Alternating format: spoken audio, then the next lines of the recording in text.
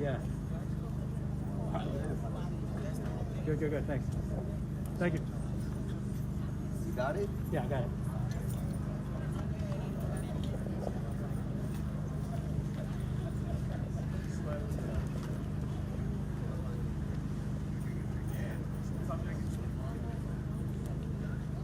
What?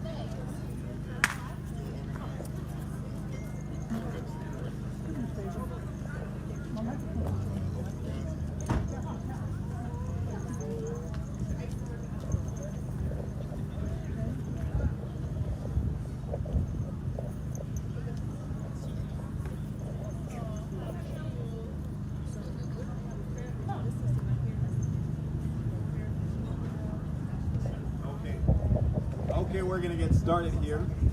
Can everybody hear me? Are we on over here?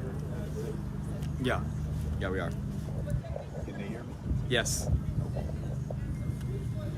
Okay, well,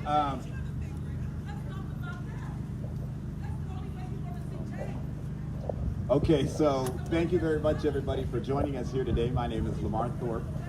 I'm mayor of the city of Antioch. And for our friends in the press, that's Lamar Thorpe, Lamar. Last name is Thorpe. And so before we get started, I want to thank some folks who are joining me here today. We have Captain Morefield of the Antioch Police Department. Thank you for joining us here today.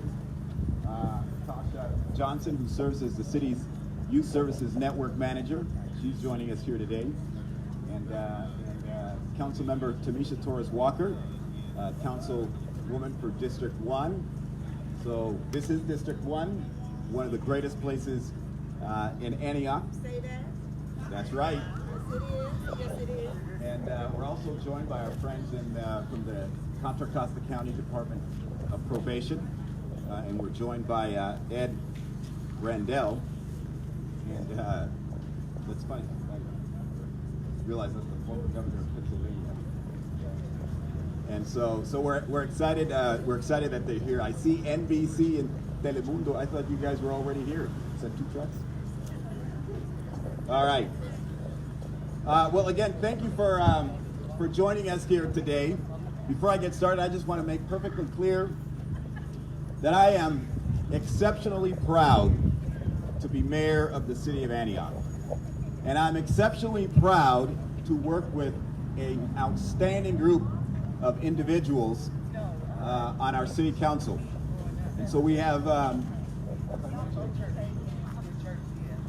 Councilmember Tamisha Torres-Walker, Councilmember Ogerchuk from District 3, Councilmember Barbanica of District 4, and Vice Mayor Monica Wilson of District 4. And so there will be people who try to divide us, who have nothing better to do. Let me tell you, this council is strong, and we're working on behalf of the people. And so for those who sit at home behind their keyboards, having nothing great to say, you're not going to divide this council. We're united. We're working on behalf of the people, and all that trash talk that you have, you can take it out the window.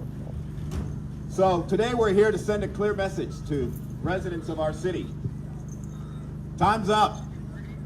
We're no longer standing by hoping things get better at places like Sycamore Square, Bonfire Market, Rami's Liquor Store, and other locations that have been troubled spots for over 30 or 40 years. This isn't new. As some of you know, when I served on council, Vice Mayor Monica Wilson and myself co-authored a tax measure that was responsible for increasing the total number of police officers in our city. That tax measure also focused on building new youth programs, including efforts that intervene in gang engagement, and to specifically increase Antioch's overall quality of life. With that in mind, we stand here at Sycamore Square, an area of business that sadly has been overrun by drug dealing and other illicit activities. Like many of you, I'm not unfamiliar with the Sycamore community. Not only have I knocked on doors here for my own campaigns, I've knocked on doors here on behalf of Monica Wilson, our current vice mayor, former councilwoman Joy Motts. I've also participated in outreach activities in the area, including along our railroad tracks behind here, as well as our creeks when we do homeless outreach. The Sycamore community is filled with hard-working people, beautiful, strong families. You saw some of our young babies just right here. And an abundance of young people looking for opportunity. Sycamore is where Pittsburgh running back Najee Harris was raised. Sycamore is where New York Jets running back Isaiah Dunn, who, by the way, made history by having secured the largest undrafted free agent contract ever. He was raised right here in Sycamore. As a matter of fact, the youngest person to ever be elected to our school board, and who happens to also be serving as president of the Antioch Unified School Board, and our city clerk, Ellie Householder, was raised right here in the Sycamore corridor. And yet, like when, oh, excuse me, I forgot to, one notable person, our chief of police was raised right here in the Sycamore community. And yet, like when we become tolerant of barking dogs, we've become tolerant of illicit activities in the area, and have allowed that to define the narrative of those beautiful communities throughout our city.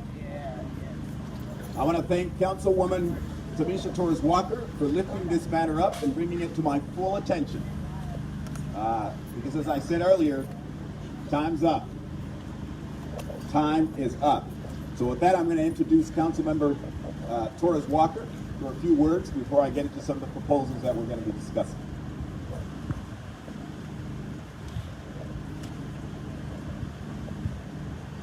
Good morning, everyone. My name is Tamisha Torres-Walker, and I'm a representative for District 1 here in the city of Antioch. Thank you all for coming out today. July 15th at 11:39 a.m., I sent an email to the city manager, the assistant city manager, the mayor, the police chief, and the city attorney regarding proactive conversations regarding issues in this area. To date, that email has gone unanswered.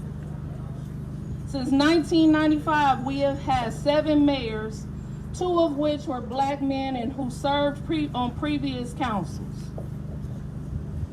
It took electing someone who has been impacted by violence and have lived in struggling communities to get some attention for these communities today.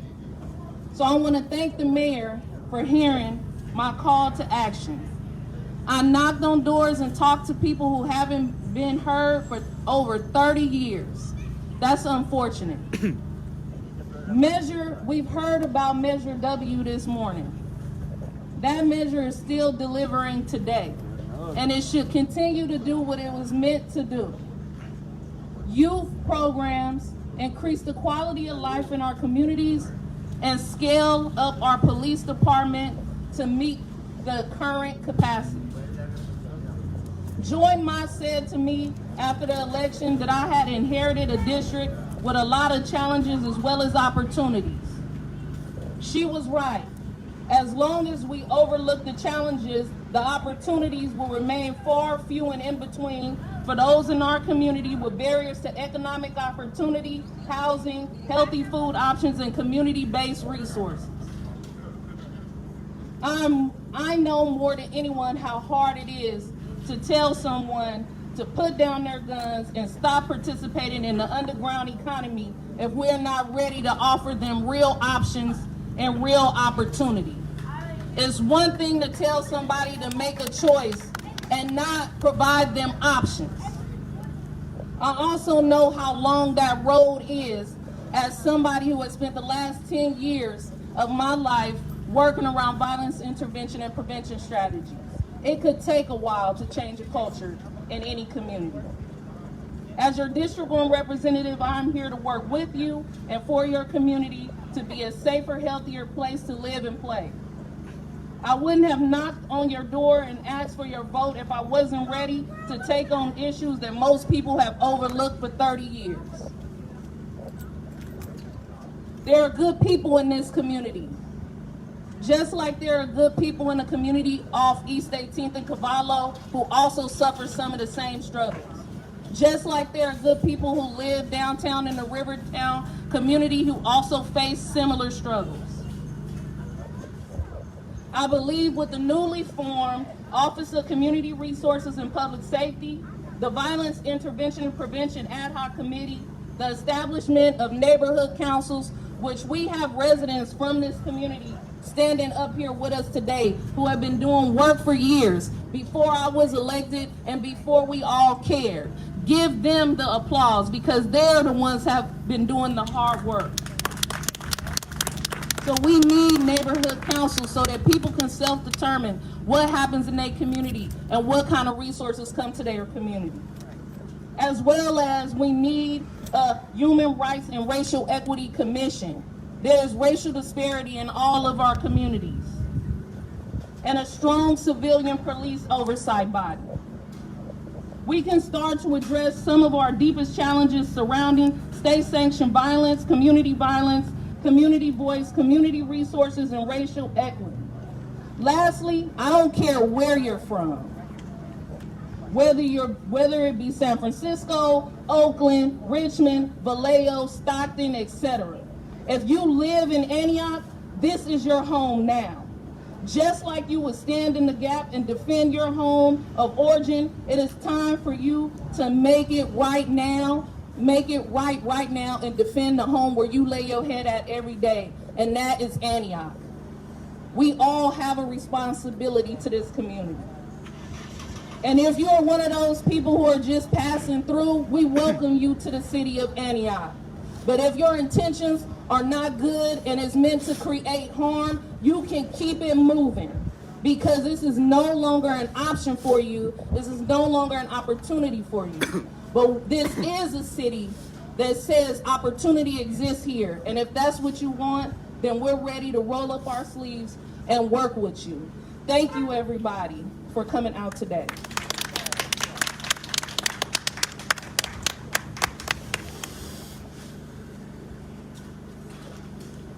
Last week I spent the entire week speaking with storefront owners, residents, employees, and yes, even those who are involved in illicit activities. I got a chance to talk to them too. And I was struck by the fact that many of those who were participating in those activities were clearly minors and young adults, anywhere between 16 and 24.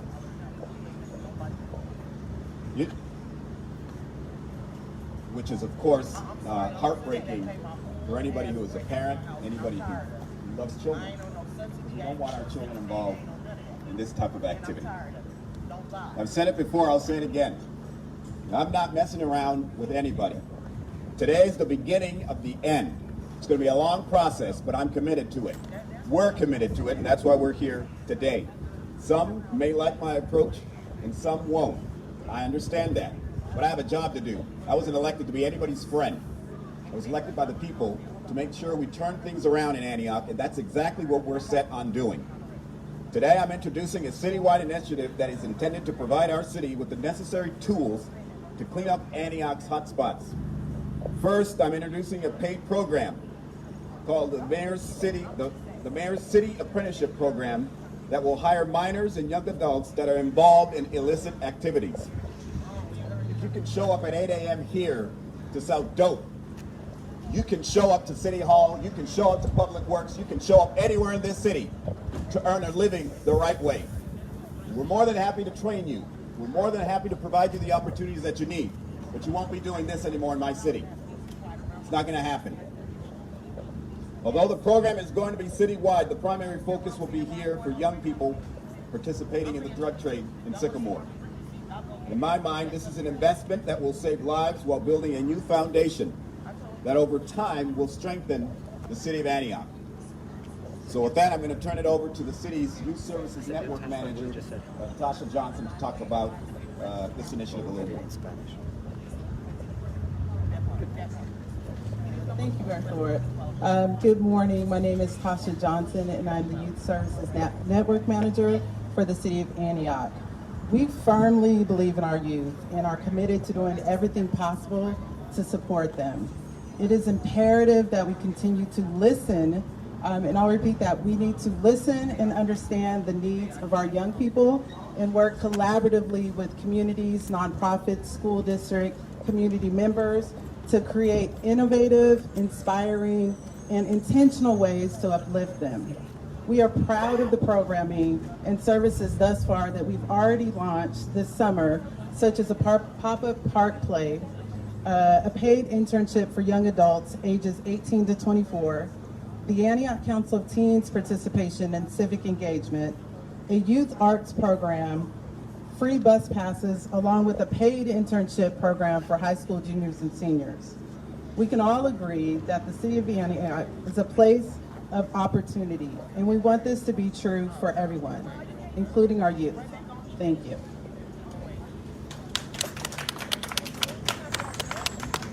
So Tasha will be building this program.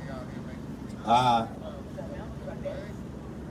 want to make clear that as I spoke to our young people out here, they talked about having convictions, talked about having previous records, and I want to make clear that this opportunity will be open to you. We're not trying to create barriers for anybody. So let me send yet another message to City Hall and our staff there. Stay out of Tasha Johnson's way. We need her to get the job done and get these young people hired. I don't care about the rules. We need them hired, and we need them hired as soon as possible. So stay out of her way. Second, we know that youth in our community are just as involved and are returning to our communities like Sycamore. After a lengthy meeting last week, I'm delighted to announce that the Chief Probation Officer has agreed to match up to 50% of funding for a program that provides resources and services to justice-involved youth right here in our community. This would complement the Mayor's City Apprenticeship Program in an effort to provide appropriate wraparound services for participants. And so with that, I'm going to have Ed Rendell come up and talk about this important commitment.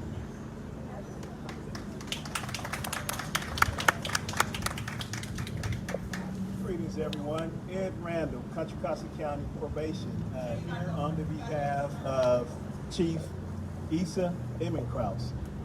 We're excited about this opportunity to partner with the City of Antioch, specifically Mayor Thorpe. I think he has a great initiative, listening to some of his plans and ideals. I think this is a great opportunity to do so. So probation, no one in probation has ever gotten in probation for the outcome, the incomes. Everyone has always gotten to it from the outcomes. And we truly believe in meeting people where they are, being that gap, surrounding people with services, really trying to uplift the community.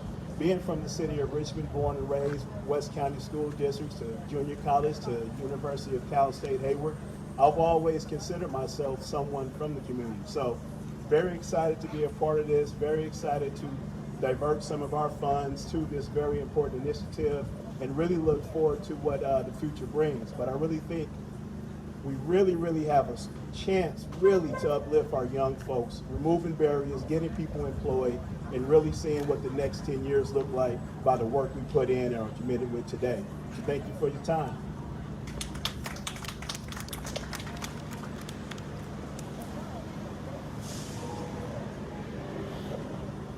Oh, you're saying he did an awesome job? Oh, okay. So in my conversation with Chief Probation Officer Issa Emmenkraus and Assistant Chief Probation Officer Melvin Russell, I made clear that Antioch would be happy to match match 50% for this program on one condition. There's only one condition I have before we can take something like this to council, and that is that you move this program right here to the shopping plaza so that the people of this community have direct access to it. And so I talked to Mike, the owner of the plaza here, and he has agreed to that. So he's committed publicly to housing this program and making sure it has a home right here in Antioch. So third, As mayor of the city, I have made it clear from the beginning of my term that I believe in accountability. In my mind, property owners have a duty to take the necessary steps to protect the neighborhood, and more specifically, work to do their part to keep our community safe. From adding cameras, better lighting, enforcing parking limits, or even adding security, there are some these are just some examples of how examples of steps property owners can take that will assist us in these efforts to keep the neighborhood safe. And so I've talked to Mike here and his partner who owns the property, the Quick Shop, and they've agreed to some things. We're going to work those details out. We're going to have the opportunity to meet with the Chief of Police, our Code Enforcement Division, and others. I've even enlisted Mr. Treat, who is owner of Strategic Threat Management, to be part of those discussions so that we can finally secure this parking lot. And so we're excited. We're excited that those conversations will start. But in that spirit, today I'm officially putting private property and business owners where illicit activities is commonplace on notice. If you are uncooperative, not proactive in abating illegal drug activity, or if storefront owners are serving as a safe haven for drug dealers in an effort to bypass the loitering and trespassing laws, the city will declare you a public nuisance under the California Health and Safety Code section 1157.0 through 1158.7. If that happens, we will then use the full force of the city attorney's office to then condemn your property and eminent domain it. And then this property will look like the property across the street, an empty lot. And I'm promising you that. We're not playing around with these games anymore. It's over. It's done. We have to keep these streets safe. We have to keep the residents' quality of life above anything else. So, our city attorney was going to come and say a few words, but he was pulled to a different meeting this morning. And so, we'll get more information on the Health and Safety Code. But if you are taking, if your duty as a property owner seriously, we will work with you. But if you are not, the city will will use every available tool we have to make you comply with the obligations as a property owner. And I know Mike does not fit this definition. He's committed to some things, and I trust him. I trust him. We're going to work on those things. So, fourth item we'll be looking at is that I recognize that law enforcement plays a critical role in these efforts. But let me be very clear. Law enforcement, the Antioch Police Department, is not a private security company. Property owners don't have the burden to keep their property secure. That being said, I'll be working with the Chief of Police about the supportive role the police department can play, including potentially authorizing additional funding for overtime for trouble spots like this as property owners work to gain control through private security. So the police department is here to support, but you can't use our police department as a private security firm for private property or private residential property. And so with that, I'm going to turn it over to one of our outstanding police officers here in the city of Antioch, Captain Tony Morefield.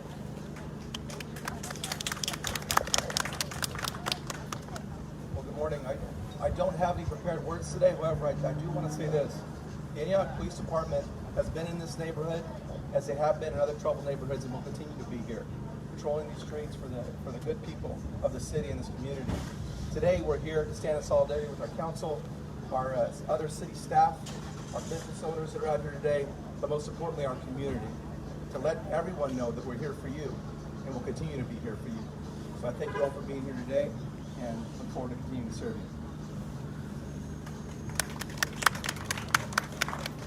So last week, I did note that the police department was being proactive. They were monitoring this parking lot, and so we thank them for those efforts.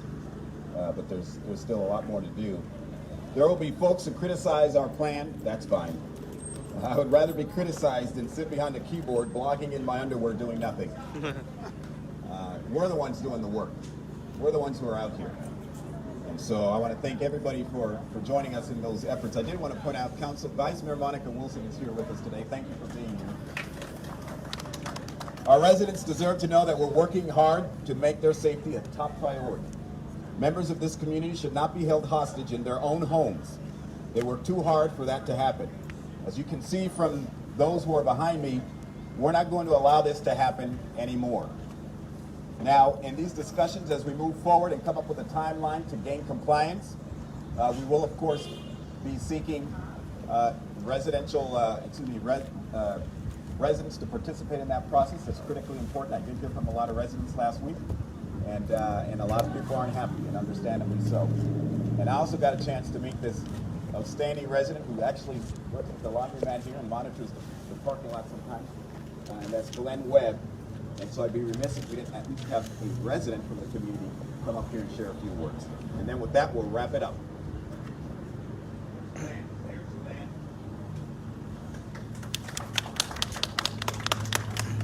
Good morning, everyone. Let's just start off by thanking God that we're all here. We woke up this morning. I feel that education is key. If you have the children out here with no arcades, no proper parks, and if they're always seeing somebody getting a door kicked in or what may have you on the other end, it's wrong to bring the kids up like this. God said we are viceroys of the earth. If we do not raise our children right, they go haywire. You cannot have the blind leading the blind. You can talk, you can say all it is that you need or want to say. But if nothing is being put behind your words, it's senseless. Day-to-day activity is your activity. It is all on how and what it is that you wish to do. You're going to do what you want to do. God gave you your mind, He gave you free will. You do good or you do bad, it's up to you. Regardless if it's the police or somebody out here walking the street. If you have no one leading you, and what I mean by no one is the blind, then you will remain blind. If you make a speech, back your speech up. Not with violence, but with some understanding. Communication is nothing. It is nothing without understanding. If you have no understanding, you will remain blind. Talk is good. If you do not perform what it is that you talk about, then you're going to be looked upon as a joke. Some say that if you treat the game fair, the game will treat you fair.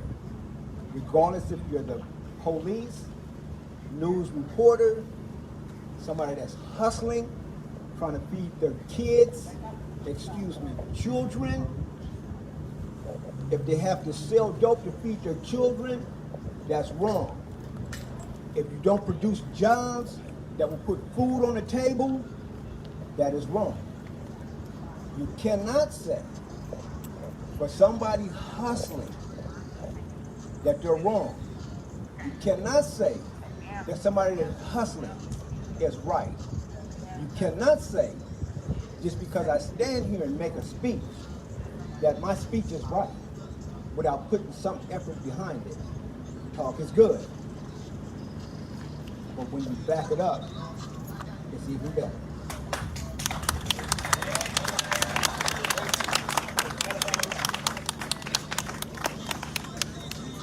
All right. And so with that, Jasmine Jackson is from our new neighborhood council. She has 2 minutes. Good morning, my name is Jasmine Jackson. I'm from Sycamore Community Servant Leaders. I'm just out here today really to encourage all of you guys about building relationships. I live in this community of Sycamore.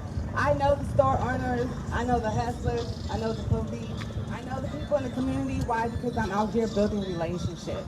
And so, again, for us to get to know each other, we're all human. We're all out here trying to live and survive out here in Antioch. But take some time, get to know your neighbors. Get to know your neighbors, get to love your neighbors, get to encourage each other, get to motivate each other, because that's where it's really gonna start. That's how we're gonna attack some of this violence out here, right? It's hard to kill somebody you love, right? That's how we're gonna address the needs of each other, to see what each other needs. Did you ask your neighbor what they need? Did you see if we can address those needs? So let's take the time in the community to build relationships, to pray for our community, and staying strong and supporting each other. Let's not run from our community or run from each other, but run to each other. That's what we need to do to support our community, to help it grow. We have some prayer vigils coming out soon, you guys. Take some time, get to know your community, get to know your neighbors, get to love your neighbors. Build relationships with not just the store owners, but the police as well, with the communities as well. Talk to people, see what they need, see where they're hurting, see how you can help as a person so we can grow as a community. God bless you. Yay, okay. So we're coming with resources, we're coming with alternatives, and we're coming with the full force of the law. And so really those are my closing remarks as I thank everybody for joining us and participating here today. Thank you very much, and if you have any questions, we'll be on the side for anything.